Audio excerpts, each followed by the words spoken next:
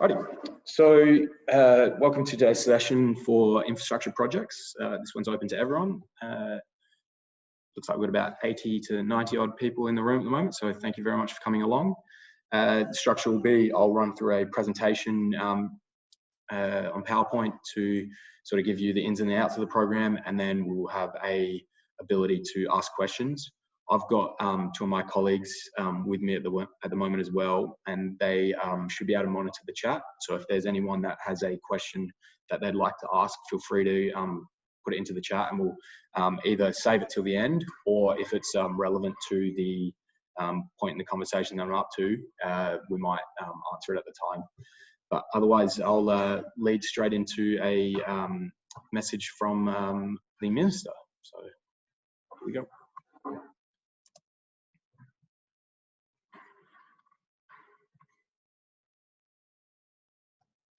I was delighted to recently open the 2020 Infrastructure Project Grant Programs, consisting of the Community Recreation and Sport Facilities Program and the new Grassroots Facilities Program and Regional and Districts Facilities Program as well. Over the next 2 years, a whopping $44 million will be available for infrastructure projects across these three programs to assist organisations to develop infrastructure, with $24 million available this round. The Community Recreation and Sport Facilities Program looks to fund a diverse range of projects, both small and large scale, varying from low-cost solutions such as solar panels to fit-for-purpose club rooms, trail networks or aquatic facilities. The Grassroots program looks to fund infrastructure that directly enables participation in sport, such as unisex change rooms, new playing surfaces and lighting projects across all sport. The Regional and Districts program looks to fund large sporting precincts of significance, providing access to funding of up to $3 million to improve existing or to create new sporting hubs in South Australia. Following community consultation with the South Australian sport and recreation sector in 2019, the Marshall government moved to streamline existing grant programs with similarities.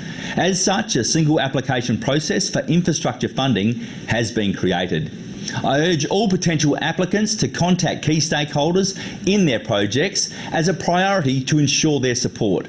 These should include landowner, local council, state sporting organisations and the Office for Recreation, Sport and Racing. Applications close at midday on Wednesday the 27th of January 2021, and I look forward to announcing outcomes in May 2021. I was delighted to Alrighty. Trust everyone can hear me again. Cool. Alrighty. So as I said, there's the function of able to ask questions in the chat, and then we've got the Q&A component to it. So if you do have questions, feel free to fire them away. I've got a couple of my colleagues here helping me out with that. Just to introduce myself, I should say, my name's Tom Etherton. I'm Senior Funding Consultant here at Rec and Sport. I for the most part, manage the infrastructure front-facing side of things. So a lot of phone calls and queries will come through to me, and also assisting in the application writing side of things. So I'll touch on at the end how I can help you, but for now, my name's Tom, and welcome. So obviously the Minister has outlined a couple of things in his video. Obviously we did a consultation process, and we've tried to align the three programs under a single application process. So perhaps one of the number one questions I get asked is, which one am I applying to? Don't need to necessarily worry about that at this stage. You just need to put in your application. So you just apply to us for your infrastructure project, and we'll deal with the where the money comes from on the back end as such. The ones that do need to be aware of which program they're going for are the Regional and Districts Facilities Program applicants, as they're able to access a higher amount of funding. So if you are going for a project over $3 million, I would advise you to get in contact pretty quickly. So we've got $24 million available this round, which is fantastic. Key changes: Grassroots Facility Program is now open to all sports. There's no changes to the eligible projects that will go through that fund. It's unisex change rooms, playing surfaces and lighting projects. The budget's increased to 15 million, which is great, and the maximum request has gone up to 1.5 million. Community Rec Sport Facilities Program, this is one that's been around for a very long time. It still remains. It's going to fund a lot of different projects, so it's really hard to nail down any specific project that it's targeting, because it's going to do a lot. Budget 4.328 million, no minimum request amount. Maximum request is going to be 1.5. Now, the reason why there's no minimum is because it's absorbed the role the Active Club program played, the facility stream of Active Club. And what that means is that projects that were under 20,000 in value used to go through Active Club. Now, again, in that simplification of our grant process, we've moved all infrastructure under the one banner. So if you've got small infrastructure projects, this is the one that you're coming through. And in order to make sure that those small projects still get funded when being compared to multi-million-dollar projects, we've sort of set aside a notional allocation that will address that demand. Regional and Districts Facility Program, brand new program. It's aimed at large sporting precincts. It's not limited to non-metro. The regional part of the title refers to its significance to an area. So it can be a metropolitan project. $5 million budget and maximum request up to 3 million. So we're not looking to fund a whole bunch of projects with this one. It's going to be a couple of very large ones. The key thing for this is that you need to be able to demonstrate that the precinct currently is or will be classified as regional. And the way we classify regional is the bottom 5 dot points on the screen at the moment. So you need to be able to hit 4 of the 5. Benefit over 600 weekly participants, feature a multi-use shared community infrastructure space, be able to schedule multiple sports concurrently. So that's probably relevant for a site that's only got an oval. You know, you can only have football on at a particular time. You'd need to have tennis courts nearby, or a basketball court, or something else that allows you to have 2 sports at the precinct happening at the same time. Be able to host under 18 state level competition for at least 2 different sports, and be home to at least 2 different sporting organizations. So this program is really about sporting hubs. And like I said at the start, if you are thinking that you're wanting to go for regional and districts, you need to contact myself immediately, because I want to be able to talk you through the request amounts, which I'll touch on in a second, because there's a bit of a nuance to it. Key dates for the infrastructure projects grants is applications opened last month. They close at the end of next month in January 27th, noting that applications close at midday. So the reason we do that is if there's any last second issues, we can address them, because we'll be in the office. When we close at midnight and there's issues, there's no way for us to assist people at that hour. So that's why we do it at midday. We screen the applications to make sure that they're eligible in February. We assess ideally in February and March, and then we're looking to notify people after 1 April next year. Last line there is also incredibly important. Projects must commence within 6 months from payment of grant. So that's in response to economic stimulus, and what this program wants to achieve is we need construction commencing ASAP. So just something to be aware of now.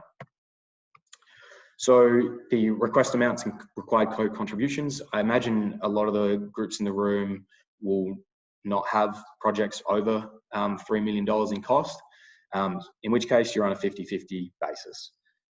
Now, we've phrased it as minimum applicant contribution for a reason, and that's because that's the minimum you need to put in, and it's very much welcomed if people put in beyond that, because it's demonstrating value, and it's a way to show the need for the project. So don't think that you have to stop at 50%. Obviously, if you've only got the capacity to do that, that's fine, but we want people to consider how much they can put into a project as well. The other one worth noting is trail projects. There might be some people in the room with trail projects. It's a slightly different split on that, given that a lot of them are managed by volunteer networks. So we've just enabled them to access a little bit more funding from us. So they only need to put in 25% for that. And the top line on the page is obviously this is cash contributions or in-kind material and labor as your co-contribution. So if you've got a $200,000 project, you can request up to $100,000 from us. and then you could say 80,000 in cash from your own club, and then if you evidence 20,000 in in-kind support through material and labour, that would be acceptable as well. So covered that. So who's eligible? Not-for-profit, sport club, association, or sports facility manager. So when we say sports facility manager, we're talking about sites where there's an overarching body, or perhaps a progress association that manages the site on behalf of 3 different clubs. So they're eligible. Councils, schools, you have to have been operating for 12 months or longer, and the applicant and project needs to be located within South Australia. Just going to check chat for a second. We got any questions that we need answering at the moment, or? Cool. All right, I'm just going to pause for a second because we've got a few questions relating to what I'm discussing at the moment. So one of the questions was, how do you put dollar for dollar value in in-kind material and labour? So we work on a really basic equation of $20 per hour for non-skilled labour and $60 per hour for skilled labour. So in the first instance, if you're getting skilled labour, so you've got a plumber at the club or what have you, tradesperson that's willing to donate that work, get them to quote that job up and then attach that quote as the value of the in-kind. That's the easiest way to do it. If you can't do that, $60 per hour for professional labour. And then if you've got, if you're going to do a working bee with your players or athletes, $20 per hour for unskilled labour is what we work to. And you'll be able to evidence that in various ways, like I said, attaching a quote. If you don't have that, the best way to do it is Excel spreadsheet, make it clear, show you're working out, and then attach that, and then we'll be able to see. So hopefully that also answers the next question about demonstrating in-kind support. And the other question that came through was about will this webinar be available for access afterwards? Yes, it will be. We're looking to make a copy of the presentation available after the conclusion of today's, and then we'll get it uploaded for everyone. Alrighty, thanks for those questions. I'll continue on. So yeah, just capping off, project has to be in South Australia, it's a given, and the applicant obviously needs to be in South Australia. Who's ineligible? For-profit commercial organisations. The biggest one here though is if you've got an overdue grant with Oars, so us, you'll be ineligible. So if you're not sure, the best way is to give us a call. We can tell you very quickly. You are able to address that issue when we screen it. We'll screen it and say, oh, this person's got, or this applicant's got an overdue acquittal. You'll get an email and you'll be able to address that issue at that point. But ideally, people are ahead of that game, and we'll be able to tell you over the phone. So,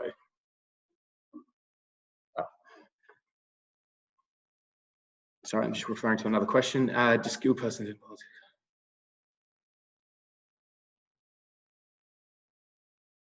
Do they need a current trade license number? We wouldn't go to that level of detail. I think if they're acting in a professional, if they're providing services that are of a professional standard, then I think you could quote that at that rate. Yeah, that would be my take on it. Yeah, we don't check trade license numbers, no.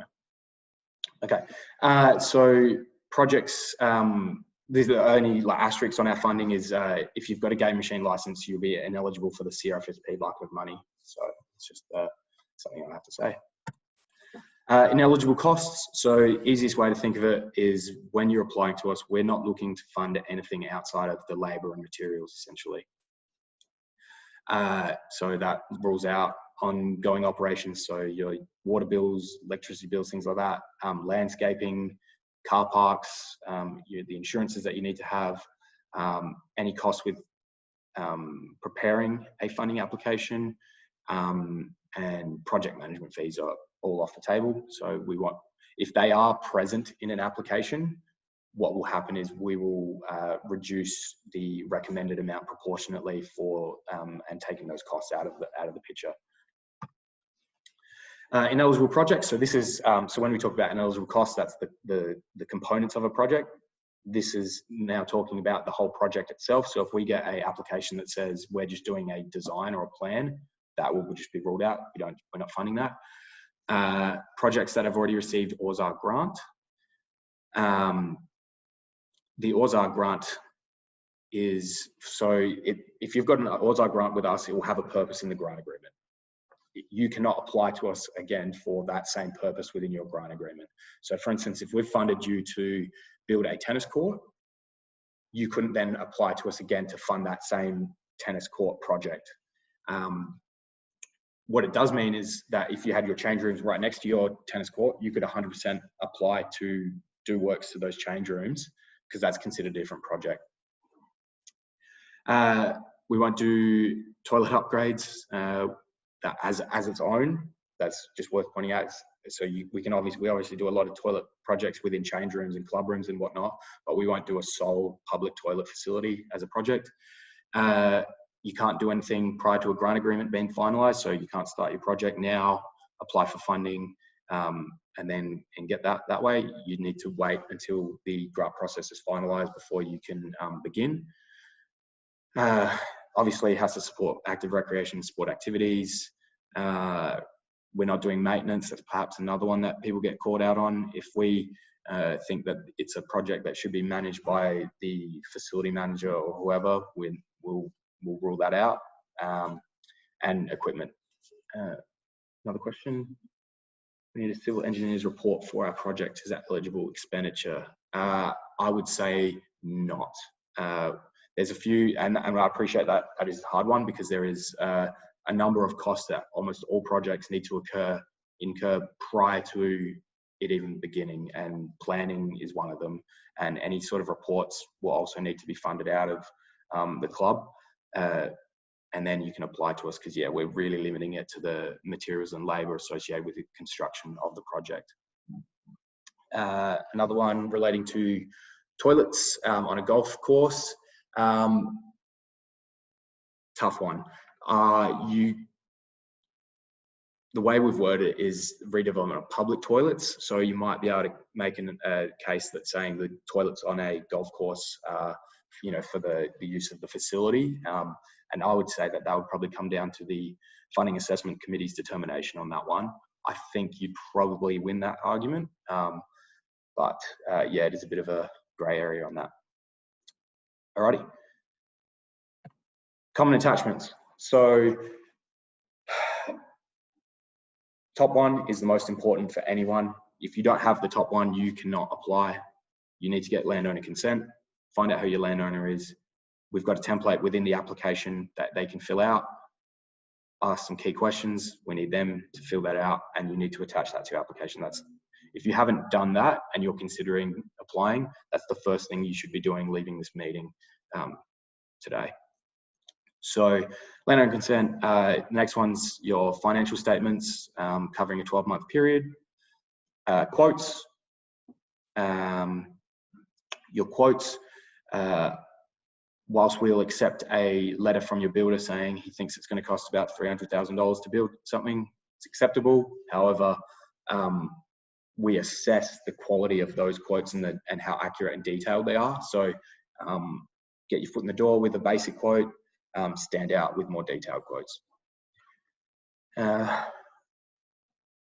Okay, so 2 questions relating to what I've just been talking about. First one I'll deal with is the community-owned land.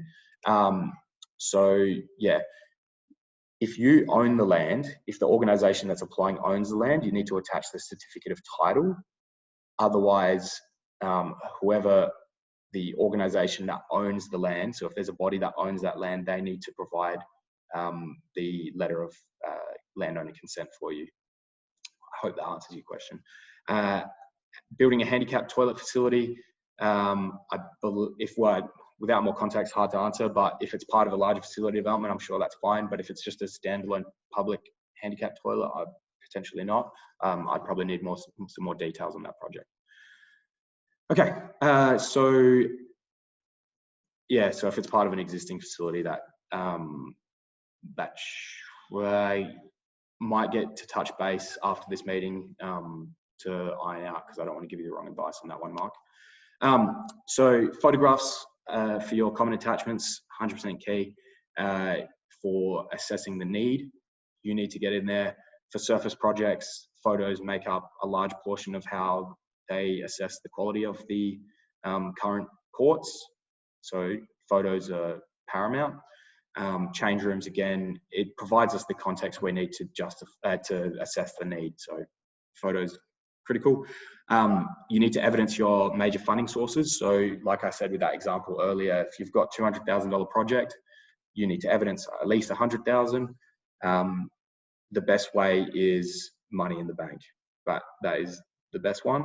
The next one is if you've got confirmed contributions from other groups, you need to have evidence that money will be there, and if you're successful. So as strong a wording as possible is what we're looking for there. If it's still subject to approvals, or we'll find out after June next year, that those things potentially will lead to not getting funding. So we need to know that the co-contributions are there right now and ready to go. Plans, yeah. If you're building a change room facility, we need to see the blueprints of the site. Whilst we accept hand drawn, I would be discouraging anyone from doing that. You want to have digitally rendered plans for your facility. The only thing that is probably a bit of an asterisk on that one is if you're applying to us for, say, $10,000 to do solar panels, there's not going to be a whole lot of plans that are associated with that. We just probably want to know where the solar panels are going. So you could potentially just attach a screenshot of your site and just indicate and annotate on the image, the solar panels are going here, here, and here, and that would probably cover you off. So SSO support form. So this is an absolutely critical one, and I'll go into it again in more detail in a second. SSO stands for State Sporting Organisation, and it means if you're a tennis club, it's Tennis SA. If you're a footy club, SANFL. So those support forms are again available in the application, and in a second I'll touch on why they're so important. I put in irrigation swimming. Sorry, just reading some of the questions. I might touch on some of those at the end of the next slide. Yep. Otherwise, if you're able to chime in, cool. All right, so local council support form, same deal. There's a template on the website.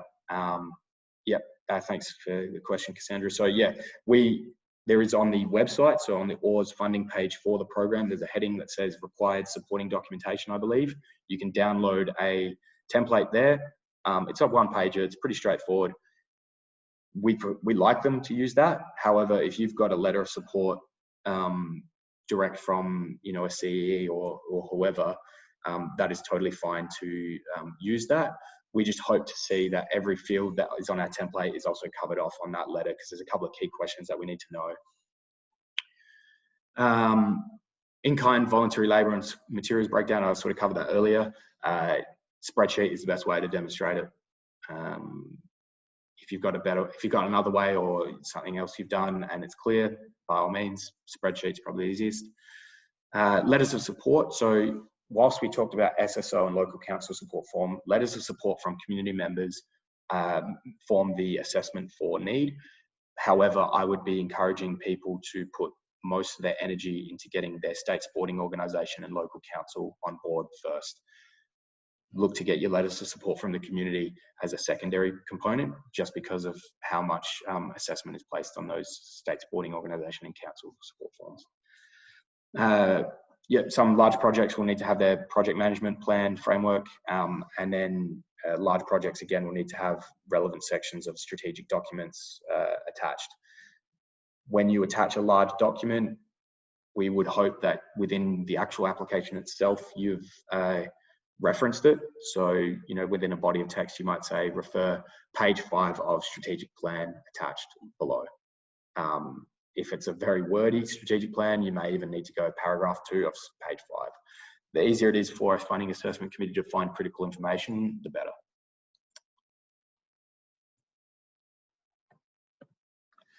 Landowner consent. So touched on it already, you have to have it.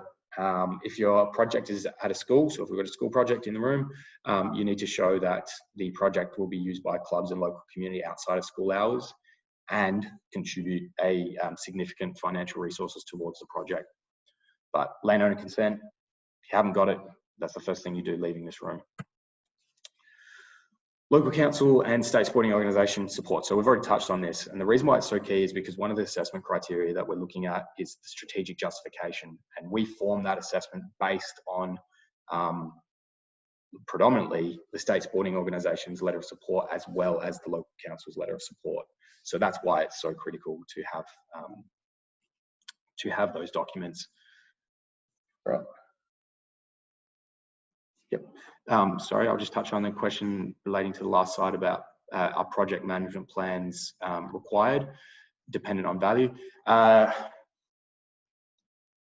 would be so this is probably a theme across all competitive grant process.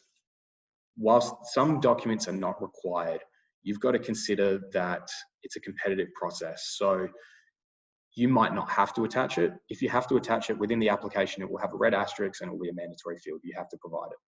I don't believe the management plan is a mandatory field, so you could move on beyond it.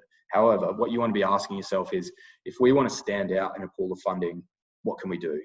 So if only 10% of projects provide that management plan, they're instantly going to be rated highly in that criteria. So I'd be saying for very small, low value projects like solar panels, fine, don't worry about it, not going to be an issue. However, I would be saying anything over $300,000 to $400,000, I'd be looking to see some sort of management plan in terms of timelines, and I'll touch on why that is in a second.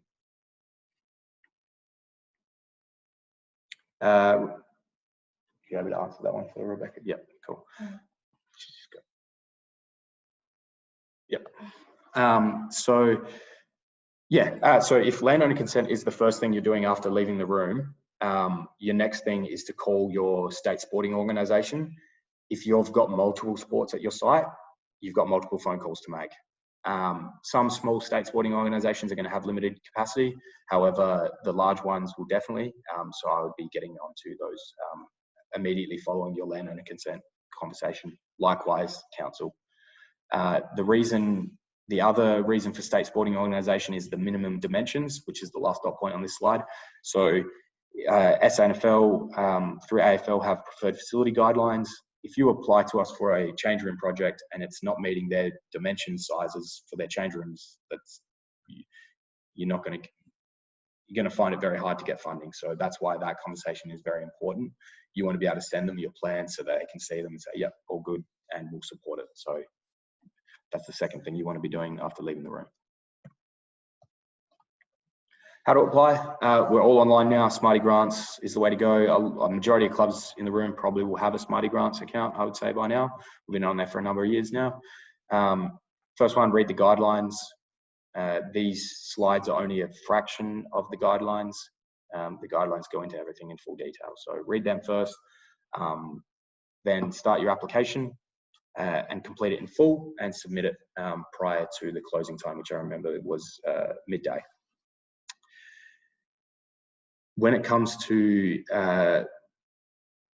one of your action items, I would be encouraged, even if you're thinking, oh, we've still got quite a bit of work to do before we can submit, I'd be opening up the application form now and just going through it. You can flick through it without any consequences, no risk whatsoever.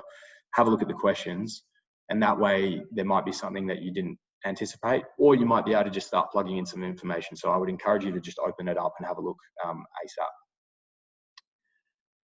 National body recommended guidelines. Okay, yeah, I would have thought most sports national body would overrule or would be aligned with the state sporting organisation anyway. So that would be fine. Can we use a Sport Australia Landowner Council support form? No, I don't know what's on their form. And there might be a very niche situation where it might cover off everything that we want to know. potentially open up our template and have a look at the Sport Australia one. If it tells us the same things and covers off everything, then maybe. But again, similar to the line about the project management plan, if you're looking to stand out, you want to have everything aligned as we need to see it. You can get by with, using potentially outdated support forms, but it's going to be viewed negatively by the assessment committee. If you've got two projects, one's supplying a letter of support form on a different template and it's slightly old compared to someone who's using the Oars one and it's up to date, that one's going to be getting much higher or much more positively received. So think of it in the competitive framework when you're going, do I need to do this? Because that's how you stand out and that's how you get funding. And I do apologize if I have missed a question. We will look to go through them at the end as well. So keep them coming through. But yeah, if we do miss one, we'll get it at the end anyway. Cool. Tips on how to write. Clear and concise. We don't want your club history, unfortunately. Don't tell us when you were founded. Don't tell us how many premierships you've won. Tell us why you need the facility, how you're going to do it. The questions in the application guide the writing that we need. Use dot points, I would suggest. Prioritize those dot points. Don't let critical information fall to the bottom of the paragraph. Put it at the top.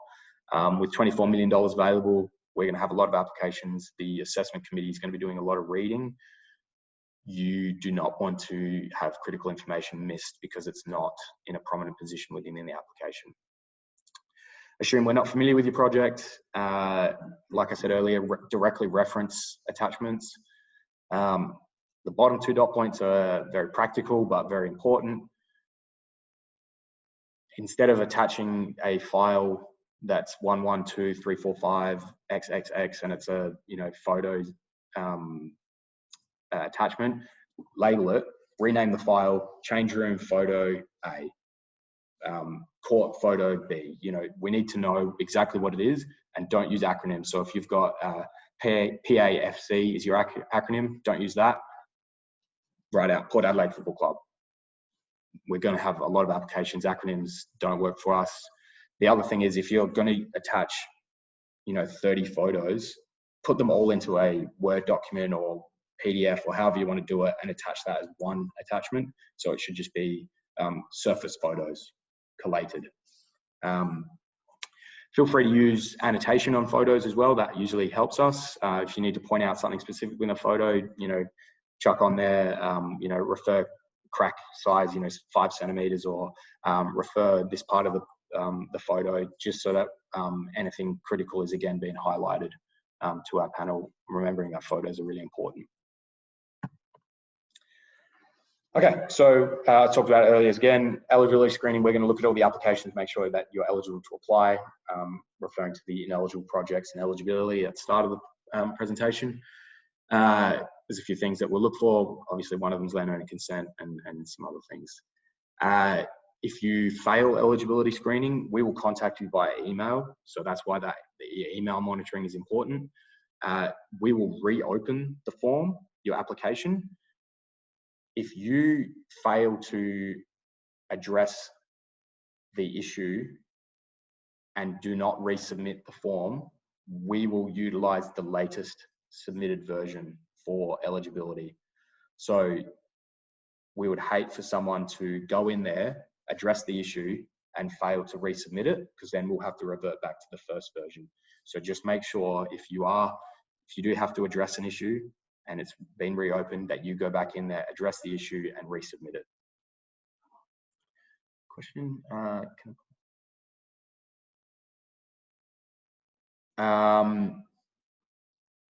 Interesting question, Gary. I would say that is probably okay.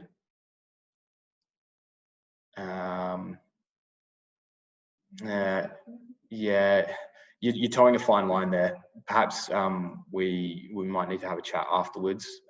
If Linda, my contact details will be at the end, but if Linda puts it in there now, I might get you to touch base with me after this, because yeah, sort of getting into dangerous territory on that one.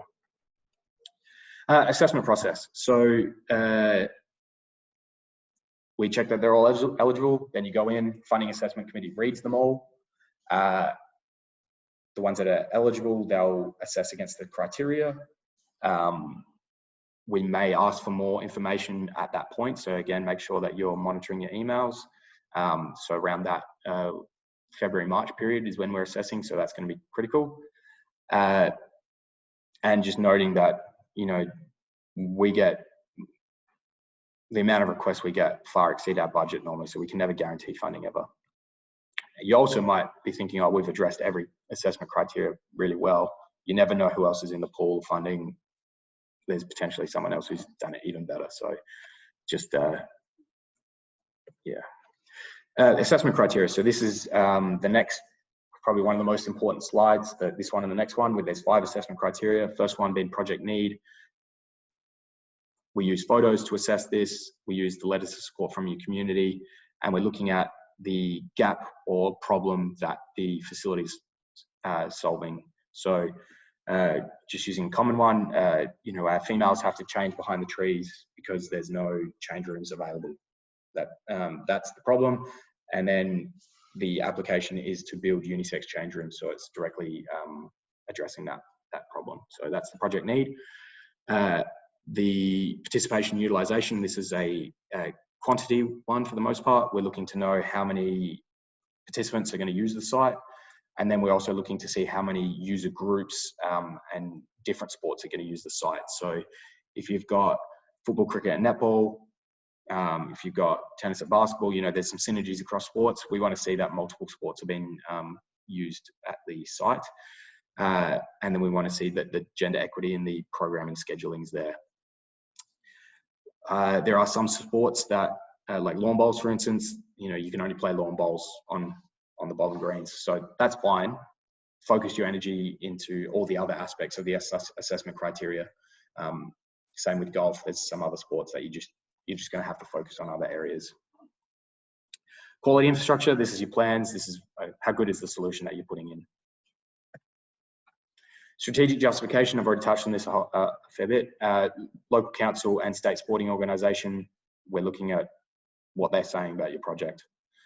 And then we're also looking at the economic impact during the construction and operation. So there'll be, again, all these assessment criteria, the application flows with them, and there's questions that directly ask these criteria essentially.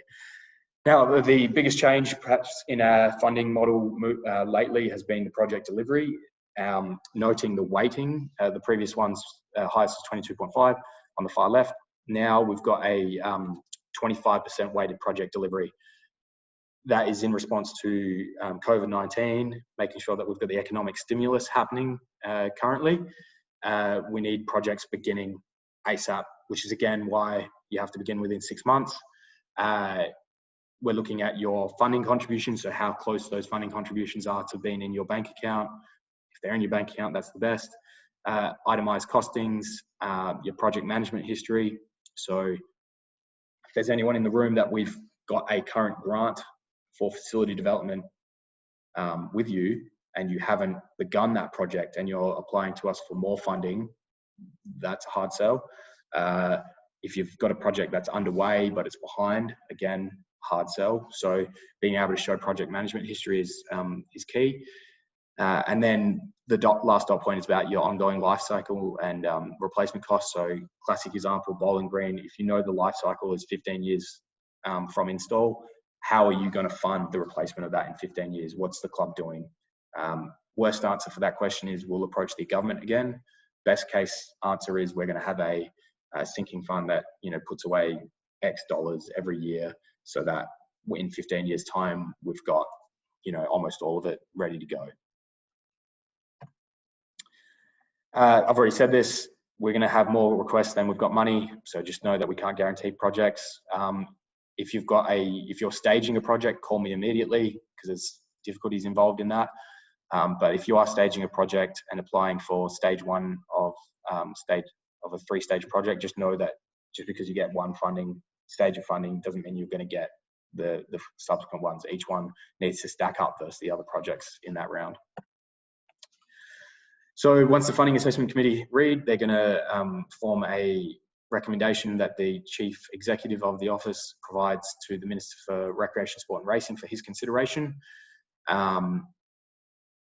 It could be lower than the request amount that you've asked. So if you've asked for 100,000, you may get a recommendation for 90,000. That may be because you've included a cost that we're not interested in being in funding. So that's typically what happens. We won't ever reduce a recommendation by so much so that it would mean the project can't be delivered. But yeah, we do look at that. Minister for Recreation has the final approval. We then notify everyone of the outcome. If you're unsuccessful, please contact us. We'll be able to give you feedback and talk you through what you can do for the subsequent round. I believe the intention is, to have the next round of infrastructure projects funding open immediately following this round. When I say immediately, months, not days. But it definitely won't be another whole 12-month period before the next round of funding is available. So if you're working on a project and you're thinking, oh, it's 27th of January, the timeline's probably too tight, I would still encourage you to get it in, because worst case scenario, you're still going to get feedback. Best case scenario, you get funding. The next thing that will happen is that the next round will open up and you'll be in a great position to apply. So my contact details are on screen right now, as well as the office in general. So I prefer phone calls just because we can get into more detail. I find emails, you get caught back and forth too much when it comes to large infrastructure projects. If it's a really basic query, sure, no worries. Phone call, always happy to have a chat. What I can help with from here is if you're looking through the application and you get stuck on a question and you just don't know what we're asking for and it's frustrating you, just give me a call. I'll be able to talk you through it really easily. The flip of that is the application process is designed for the majority, not the minority. Infrastructure project can be unique. There might be a question that, doesn't actually apply to you, and then we can work through how that solution for you. Likewise, we've got the AusArt grants email for really basic or more less specific to your project questions if you want to send them through. It also means that if I'm not in, there's a greater chance that the whole team can monitor that question and get back to you quickly. And then again, our office number. The other thing I can help with is prior to the closing of the program, I can review applications. Again, I prefer to do that on the phone. I don't want 200 people emailing me their application because that would just get a huge backlog. What is the best way to do it is just give me a call. I'll be able to remotely access your application with your permission, and we'll go through it quickly on the phone, and I'll look for some key points and say, hey, this is potentially not what you want to be saying here, or you've missed something critical here, or you're actually ineligible. Let's address that. So those are a couple of things I can help with. Always happy to chat. But yeah, to follow through on key points for once you leave this room: landowner consent, local council and state sporting organisation conversation rolling. And then probably the ones after that would be your quotes and plans and photos. So a lot of what takes the work in the application for infrastructure is the attachments. The actual writing of the grant itself is pretty quick. A lot of the fields have word counts on them. So yeah, it's really the attachments that you want to get stuck into now. Cool. So I will start looking at the questions now. It looks like we've got quite a few. Potentially I might look at the Q&As first, and then I'll touch on questions if you're able to tell me if there's any I've missed. Yep. But also, sorry, so this sort of concludes the formal presentation. So if you're needing to go, thanks for coming along. I'll do the questions now. If you've got a question but you got to go, my screen, the screen's up now, so you should be able to get my details down and chase me up later. So I'll get stuck into some questions. So someone's asked for a working bee, would $20 per hour be suitable? So yeah, that's fine. Touched on that earlier. If you're the state sporting organisation, do you need a support form from someone else? I would be then going up to the next level. So if you're an SSO in the room, go to your NSO for support. Is it necessary? Probably not. Does it help? yes. To have the NSO, yeah, sure. But ultimately, if an SSO is applying, we're going to assume that it's a high priority project for them. So there's some detail that we can assume on that. Clarifying SSO, state sporting organisation. So that's Tennis SA, SANFL, SACA, Netball SA, Golf SA, Bowls SA. So that's what we're talking about when we say SSO. When does the next round open? I believe it's going to be looking to open within months of this one closing. So if we're closing end of January, February, March, April-ish, maybe March, April, I believe is the intention. Things can change, obviously. Budget and COVID, things are a bit moving around sometimes, but I believe the intention is to, within a couple of months of January, to open the next round. Can the state sporting organisation apply for multiple venues? Yes. Applicants can apply for multiple projects. If they are doing that, we want to see some sort of priority on those though. Otherwise, we'll make the determination. But I would be considering that when you're putting in multiple applications, you're also competing against yourself. So you just want to make sure that if one has a priority, that you're telling that to us in the application. Otherwise, you might end up getting funded for the one that isn't the priority, and then that would, yeah. Alrighty, so is there any questions in the chat that I need to look at? Or there was one earlier from Golf. Just because there's quite a few questions in the chat, it looks like there's some good discussion happening. There is a Q&A function that is a lot easier for me to see at this point, given how many chats have come through. So if you do have a question that I haven't answered yet, perhaps just put it into the Q&A component of it, and then I should be able to see it much easier. But for now, I'll just have a quick look through the chat and see if there's anything I've missed.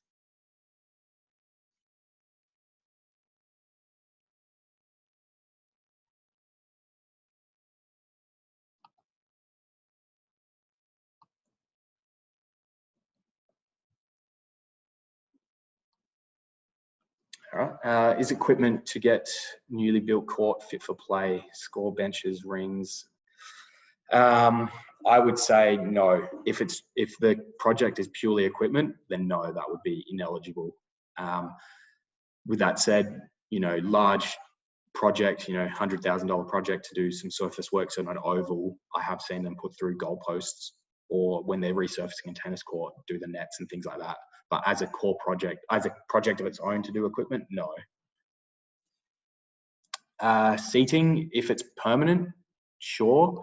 If it's semi-permanent, maybe. If it's temporary, no. When it comes to the, this is probably a good point. A lot of what drives our funding at the moment is participation. So Game On is a document that we've recently released, and it's all about getting inactive people moving and keeping active people moving. So if your project isn't dealing with participation at its core, you're going to, it still could get up. However, those are the ones that are going to rise to the top of the list. So unfortunately, we don't have the budget available to address all the demand and need in the state. And so we're having to prioritize it, and we're prioritizing it based on its impact on participation. So yeah, seating and spectator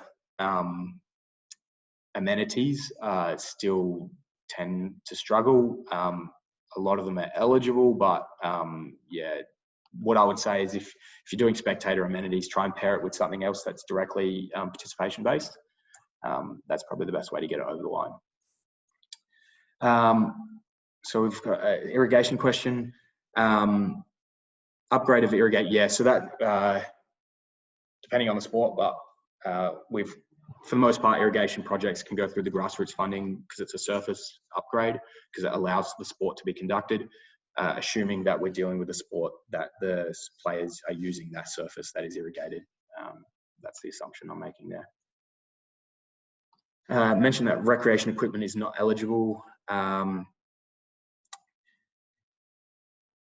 Is kitchen upgrade equipment covered or only fixed? So yeah, again, the kitchen, if a project was purely to purchase kitchen equipment, it probably would not get up. If it's a low-cost kitchen solution that would typically go through Active Club program or has in the past, we'll probably leave that up to the funding assessment committee to make a determination. Don't think we're going to be funding, you know, just a brand new oven or something like that. But if it was a fit out of a whole kitchen, potentially, yeah, that would get up. Wanting to install new lights and lighting towers, yes, 100%. Lighting is very much supported. It directly enables participation. So yeah, lighting, good to go.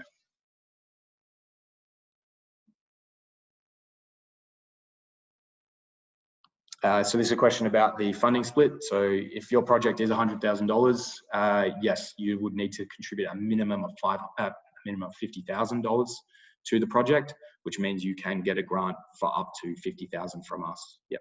So 50-50 is the rule of thumb. If you're trending over 3 million in total value, then you need to call me, and because you can get access to a little bit more money. Are the slides going to be emailed?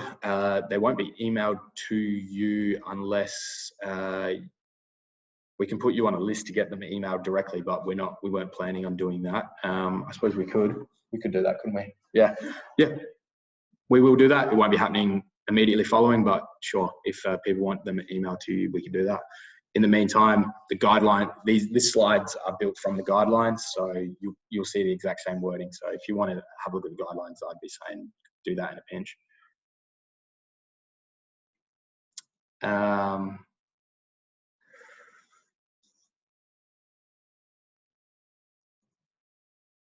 Okay. Our community facility has multiple clubs. Okay, so our community has multiple clubs using our facilities. They're largely recognised as football and netball. We have indoor bowls, Pilates and calisthenics. How likely are we to be successful? Includes flooring upgrade, air conditioning and kitchen fit out. Okay, so this is a good example of a project where the flooring upgrade is a direct participation enabler. So that would be positively received. Air conditioning and kitchen fit outs we have done before, but pairing it with a flooring upgrade is a way to get that over the line. How likely are you to be successful is totally up to how the other applications in the room. So I'd be saying put forward, no risk to it. It's all about how well you can address the assessment criteria, is how likely you are to be funded. So yeah. Do you need to have council development approval as part of the application documents? Yes, with an asterisk. I say that because if you have development approval, you're going to be moving to the top of the list very quickly, and development and delivery is 25% weighted. So if you got DA, development approval, you would be in positioning yourself very strongly. However, if you don't have it, you can still apply. So there's, I think the question that relates to development approval will say, do you have it? There's yes, we've got it attached. No, but it's been lodged. No, we haven't even started. And no, it's not even needed. So there are some projects where it's not even needed. You can tick that and move on.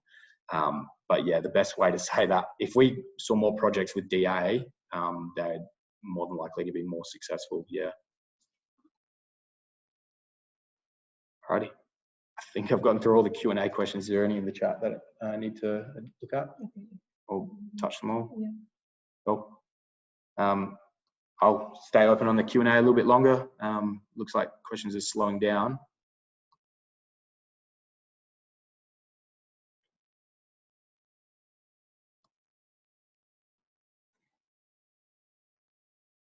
Again, if you, and for those in the room, if you've got a question that you don't want me to read out, or is a bit more sensitive, phone numbers there, emails there.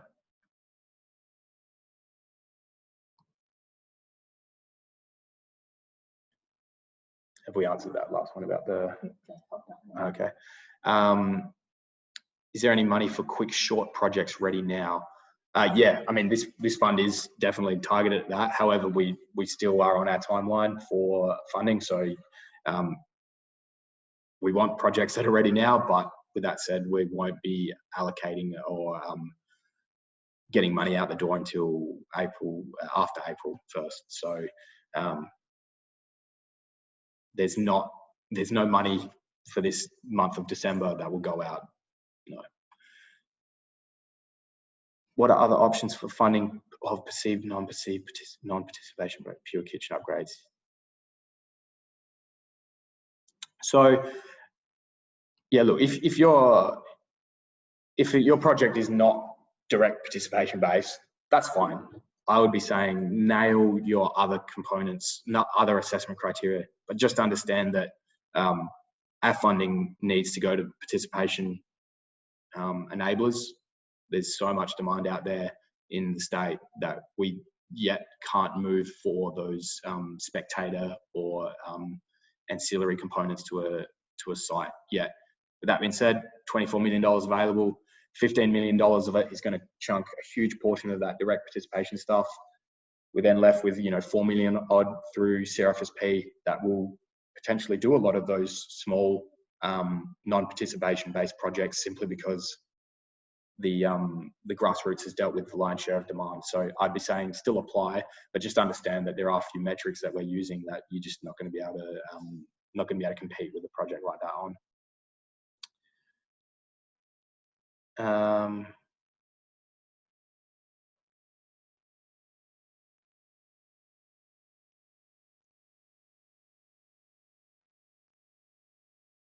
Couple of compliments, thank you. All right, let's other questions.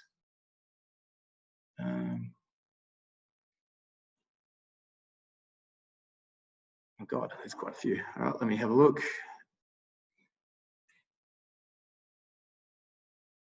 We run a rec sporting facility. Yeah, if you've got to demolish and rebuild, yeah, that would be eligible for a rec center, 100%. You just want to consider that any sort of project where, one, if there's insurance money involved in it, you need to be careful because you can't use insurance money to leverage our funding. However, you can put it into the project. It just means that you can't leverage funding with it. So if you I'd be saying if you've got insurance money, give me a call and we'll talk through it a bit more there. But yeah, if you're just looking to demolish and rebuild, totally fine. Just consider that we want to see improved stock in facilities out there. So don't apply to build the exact same thing. We want to see something even better be put down. So yeah, give me a call on that one. So this is on development approval.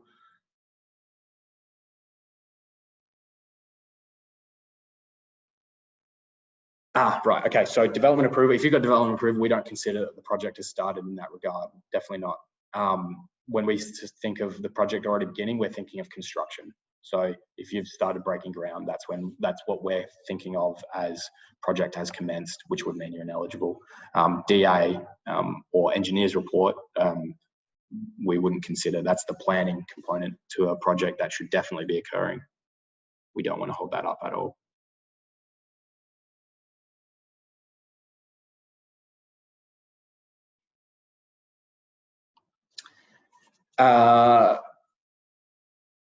So yeah, some approvals have expiry dates on them, and you might not want to go down that line and risk not getting funding through us, and then having to redo your development approval application. You know, potentially paying multiple fees.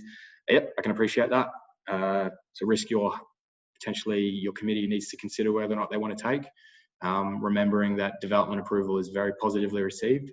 Doesn't mean that you guarantee funding, but you know, if you're willing to invest in projects that you know, have the planning behind them, it makes a difference. You know, we've had organisations that we haven't heard from, large organisations, but we've had organisations we haven't heard from in 3 or 4 years who've just gone away and done comprehensive planning, got all their approvals in place, and then they've approached us strategically for all their projects, and they've seen some great success in doing that. So yeah, planning's really important.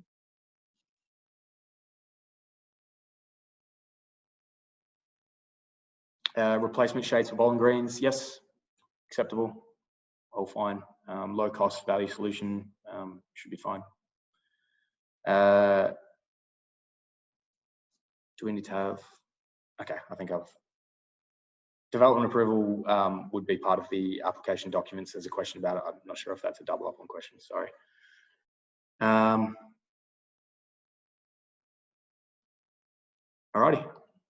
I think that will conclude presentation. Like I said, details on screen. Give me a call, email. Grants team's here to help as well. Otherwise, thanks for coming along. Merry Christmas, Happy New Year, and look forward to seeing your presentation, your applications come through in January. So thanks, everyone. Right, thanks. Bye.